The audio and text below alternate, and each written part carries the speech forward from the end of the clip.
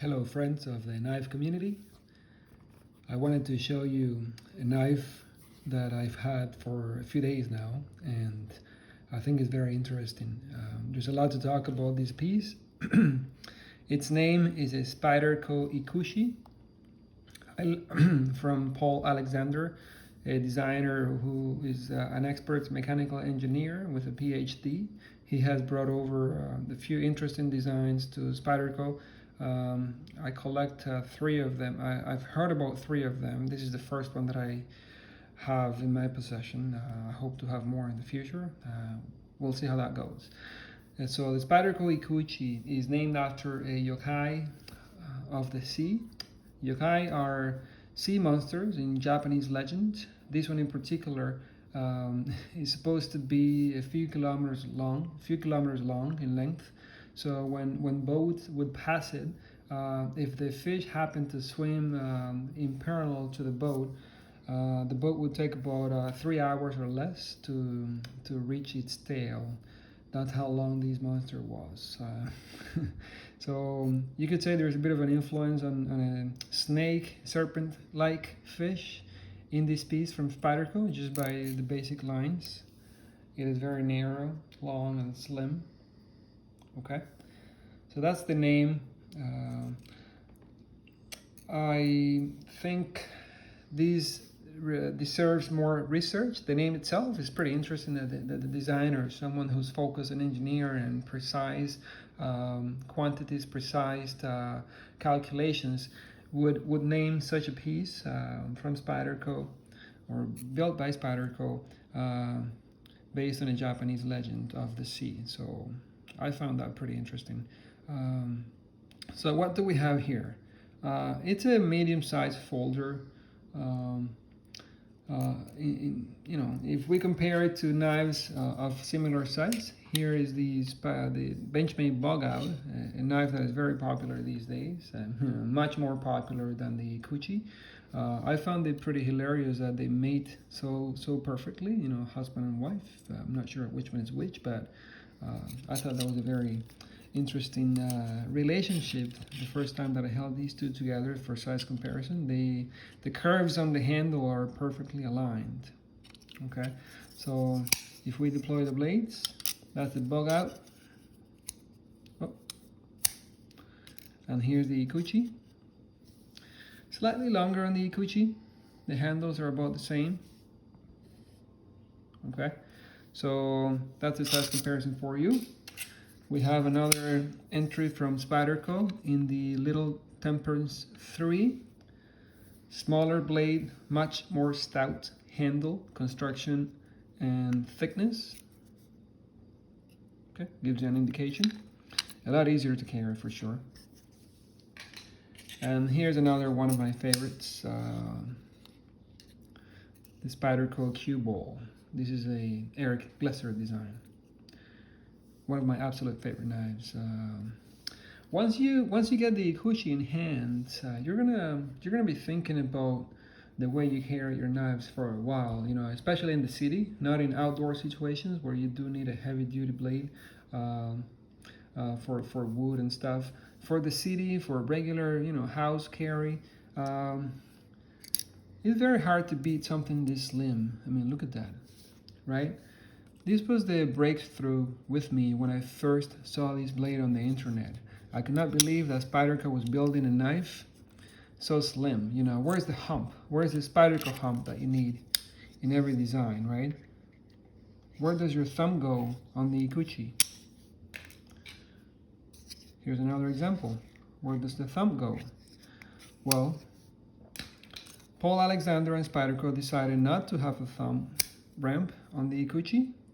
And I think that's a great idea. I mean, very, very refreshing to see that. This is almost a straight line in terms of a lack of hump. But interestingly, when you look at the knife in this position, you do see a curve. So it is not a straight blade whatsoever.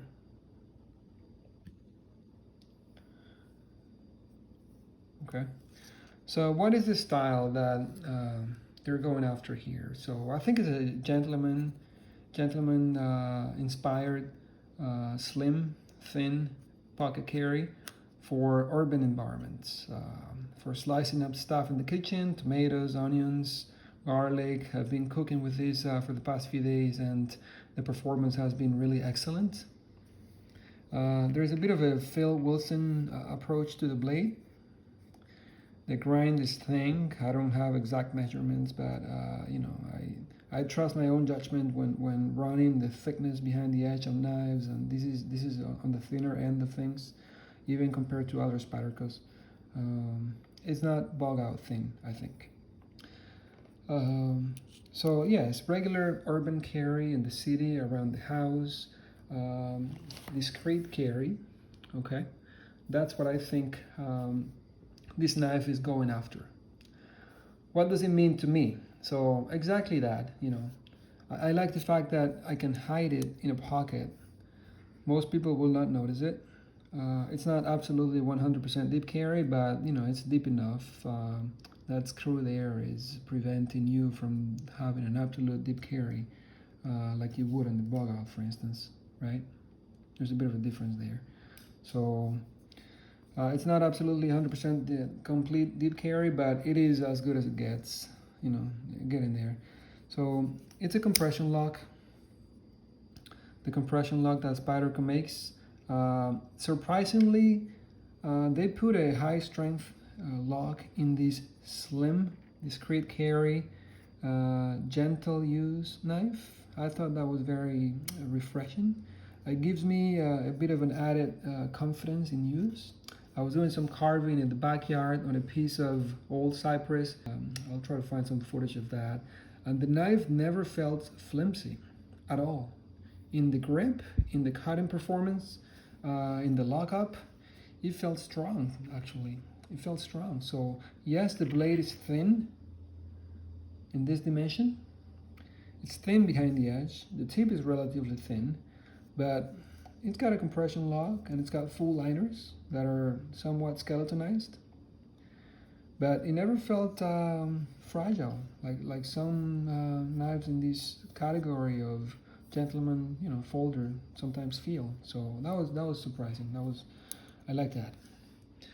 Which makes me want to adventure and take it on other types of you know, projects like backpacking, camping. We'll see about that. Okay, so let's talk about the steel. This is S30V from Spyderco. If you're familiar with Spyderco knives, the higher end models, you've used S30V, like some people used to say on the internet. It's good to go. There's nothing really to dislike about it. It loses the edge though. I mean, cutting cardboard, I definitely noticed that it loses its edge after a few boxes. So it's not a miracle, but it's good for me. I mean, I don't want to ask anything else about the steel at this point, at this price point. Okay, the scales are not my favorite. I absolutely think that Spyderco should do better, get creative with these scales. I mean, you get a Sage, you get this type of scale. You get a Gale Bradley, these are harder use folders. The Gale Bradley is much harder use. You get this scale. Not on this guy. Come on, Spyderco, give us some creative G10, like you've done in the J.D. Smith in the past. Give us a Mike Harder, you know, for once. On a knife like this. I think it absolutely screams for a more creative and honestly more beautiful material. You know, it's kind of plain Jane, to be honest. I would prefer to see black G10, which is also generic, but I'm starting not to like these material that Spyderco uses anymore. There's a bit of traction, yes, structurally, no issues. It doesn't appeal to me that much anymore. And on a blade like this, guys, this is all appeal. Look at the lines. Okay. The hole, I'll leave it up to you. The hole in the scale, I'll leave it up to you. It's there. I don't mind it. It's kind of cool to have a hole that aligns with the Spyderco hole in the blade, which is absolutely not needed. But for us Spyderco fans, I wouldn't go to bed quietly if my Spyderco knife didn't have a hole on the blade. So I would think it's a fake. Okay, let's talk about the action. I think we talked about the lines somewhat. The action and the knife are are one of the strengths. I mean, let's use the compression lock to close it. So a typical compression lock. And now let's just deploy it. It comes out, guys. Yes, your finger will feel it after a few days of non-stop deploying. I feel like I could deploy this knife for 3 months and do nothing else in my life. Yeah, try saying that to my wife and kids. But deployment is really comfortable after you get used to it. You know, if you use the same part of your finger all the time, it'll begin to hurt a little bit. So just play around. You know, use this portion here, use the other part of your finger, and you'll find that it's comfortable after you master the location in which you actuate the deployment wheel, which is that's what I think it looks like, a deployment wheel, kind of like a gear from a watch. Here it is. It's like a quarter wheel, maybe almost half a wheel. That's what you use to actuate it, and it works. Surprisingly, it does work. It comes out good. Comes out quickly and fast, just the way you would want a high-end blade like this to come out like. It's an excellent approach to flipping open a knife. I would like to see more of that in the future. Don't know if you can deploy as quickly or even successfully with a heavier, thicker blade in this dimension, or even longer. But because this is slim, there's not a lot of weight on the actual metal. You can accomplish it on these by pulling down on this little quarter wheel here. Good job there. The pivot screw is decently close to the tip of the knife. That gives you a good blade to handle ratio. Good to see Paul. Good to see you, sir, raising the bar on a company that doesn't always give us slim, easy to carry in this dimension designs. You know, there's no hump here, so that's the biggest win in the knife industry in many years, in my opinion. Hopefully it will inspire other designers and other makers to try to do this more. You know, give us ease of carry, right? Give us the option of a high quality, strong knife that doesn't take that much room. You know, we live surrounded by people. You know, in my family, not everyone is used to folding knives. At work, definitely people are not used to seeing folding knives.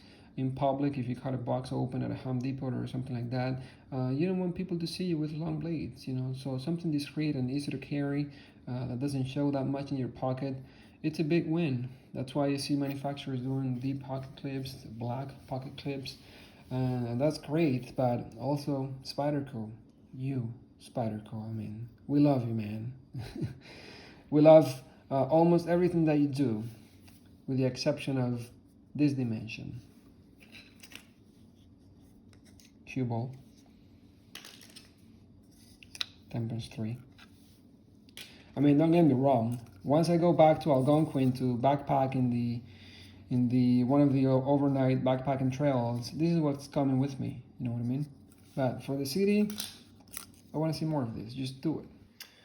For those of you that are not familiar with the quality that you get on the higher end Spyderco models, especially those made in Taiwan,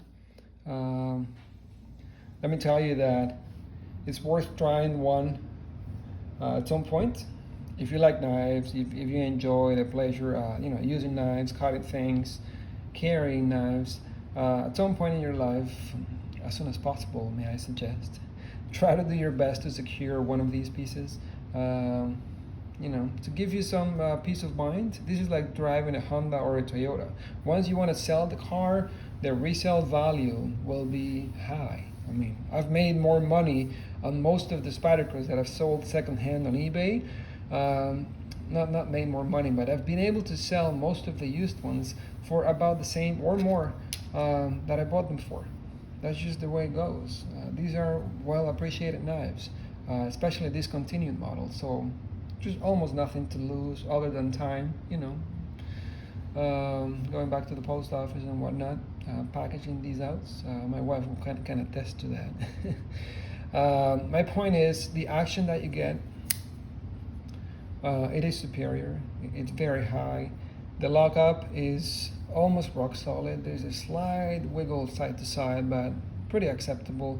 None up and down. I mean, it locks out well enough.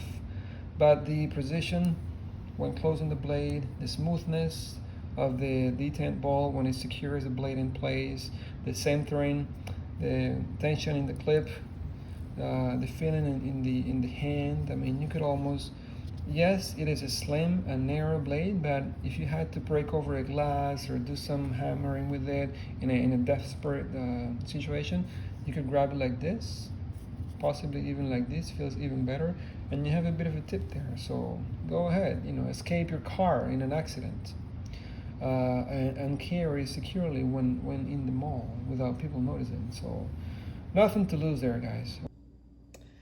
It's been a few weeks since my initial impressions on the knife, but I decided to come back and finish it up with a couple of comments that I think are important on the Ikuchi. Especially after seeing some comments from users that disliked the way the tip almost protrudes out of the handle here. It was an issue for some reviewers, big issue for some of them. I have to say that after a few weeks of carry, it has not been a problem for me. It does not protrude enough for my thumb to catch on it, so it hasn't been a problem. Perhaps one day it will, but if the knife carries like this in my right pocket, that edge is away from my hand as it enters the pocket. So I don't know, hasn't been an issue. I can tell you guys later if it is, but I wanted to address that. I think it may be important in terms of detracting some of you that may be interested. The other item was probably an issue that I see with this blade. Deployment on dry hands is a blessing. You get that finger wet, however, and it is absolutely almost impossible to deploy it. It really is. I found myself stuck trying to get the blade out in the kitchen when doing some cooking. My hands were wet from just regular cooking duties, and I could not get the blade out. I mean, that's the first time that I have an issue like that on a knife. I normally deploy it with its own deployment method, but since this is new to me, I struggled. I struggled a few times. So what I ended up doing was, it's not like you can pinch, pull it, or anything like that, or even gravity drop it. It just doesn't come out. So what I ended up doing is catching it with my nail, getting partially open, and then finishing it up like this. But so wet hands, problem. Unless you have really big nails, which I'm embarrassed to say that I do not. So deployment on wet hands is not gonna work well, guys. Okay, and finally, another thing that I noticed with the blade after lots of cutting and appreciating its performance when slicing things up, especially vegetables, tomatoes, apples, is the fact that this belly never stops being a belly. It's a continuous curve all the way from tip to over here. Okay, the belly is constant. So what does that mean? I don't know all the mechanics involved, but I can tell you that it works. Belly is usually a good thing on a slicing motion, and the fact that you have such a large belly in a compact package works well to help you in your cutting.